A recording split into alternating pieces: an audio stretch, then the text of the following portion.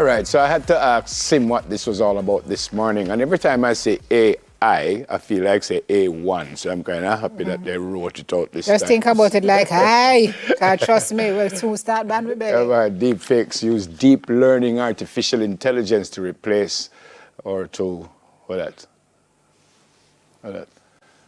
alter your face, video or voice in audio. Join us now to break down the potential impacts of this technology. Cybersecurity expert and Chief Executive Officer of Technology Solutions to Trevor Forrest, right? Good morning. How are you? Good. How are you? I'll ask you the same question that I asked him this morning. When she says, I said, explain that, because I had no idea what we were talking about. What are we talking about? Yeah, so what we're looking at, I mean, you've heard of Photoshop, right? Mm-hmm. Right, so this is the 21st, right? The 21st century version of Photoshop, where now you can take voice and make it sound like someone or like anyone, or you can take video and you can make a video of someone doing or saying something that they never said at a place they never were. And it uses AI and machine learning technology to do that.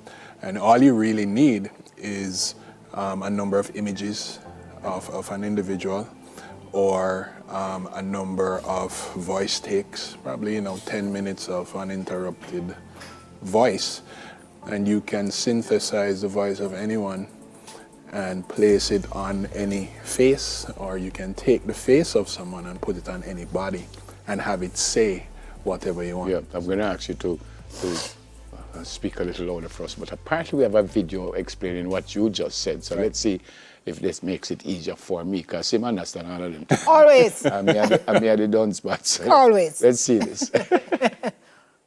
I am not Morgan Freeman, and what you see is not real. Well, at least in contemporary terms, it is not. What if I were to tell you that I am not even a human being? Would you believe me? What is your perception of reality? Is it the ability to capture, process, and make sense of the information our senses receive? If you can see, hear, taste, or smell something, does that make it real? Or is it simply the ability to feel? I would like to welcome you to the era of synthetic reality. Now, what do you see? I could tell that wasn't real, though, right? So I couldn't. I couldn't. So some people can tell if you know what to look for.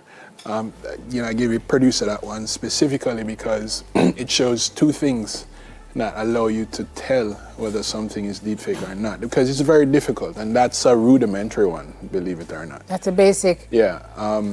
If you look at his mouth, you'll notice that the lips don't always sync up. Yes. The ones that originated before this, back in 2015 and so on, deepfakes didn't blink.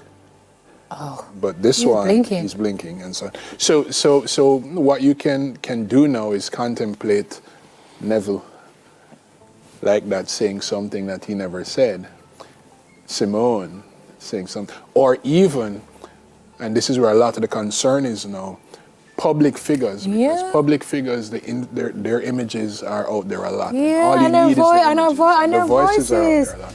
And what the major concern is the use of this kind of technology, AI and so on, to now spread misinformation. Cause a lot of reputational damage. damage. Exactly.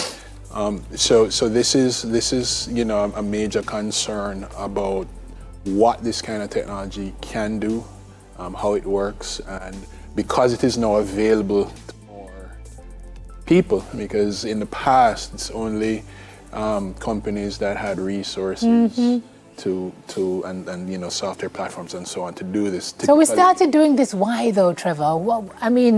I know people are hatching and plotting every day, but what was a legitimate use for this?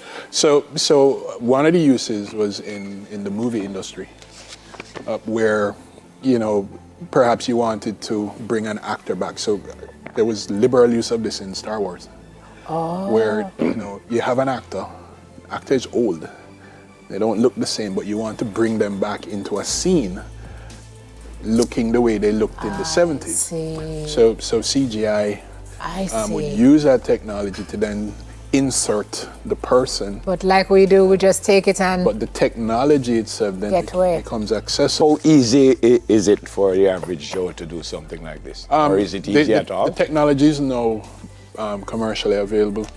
And what it really boils down to is time, taking some time and getting the imagery and the voices that you want to do, and having the computing power to do it. And most of the... What you mean by having the computing power? So having a computer that has the right graphics card or powerful graphics card. And these are things you can software buy. to do it, yeah. I mean, you know, you have that in your room back there. So no, I mean, just saying, you have that kind of computing power, right? So once you have that, then you can, you know, pretty much take the time. And it might take a couple hours to do something that's, you know, 2 or 3 minutes, but it is Trevor, it's scary, man. It is. It is. So how we... I was going to say how we fix it, but the cat is out of the bag. Yeah. So now here we're talking about policy and legislation. Right. So, and indeed, you have to contemplate that now, because there needs to be laws and regulations around the use of the technology because of what it can do. We're backing into it.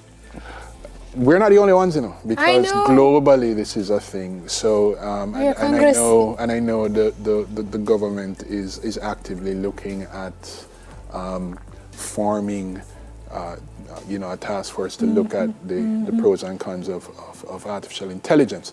But it is important to start the discussion now, because this technology can have, I mean, there's a lot of concern about the use in elections and in media, especially because, again, we can have situations where you have Neville out there cussing TVJ, which he never did. Yeah, hold on. We have another video because we're out of time. Let's see this one. Apparently this one doesn't have any audio. This is audio of Joe Biden. Oh. Yes, it does have audio. Yeah, this is should have audio produced. That's not what they told me. It say it doesn't have audio. I was told that again. Oh yeah, so this is Joe Biden. But what happens is you're seeing him, and he's saying stuff that he didn't say. So the caption, that's not him. And if you had the audio for it, you would see that, or you'd hear that that's not what he said.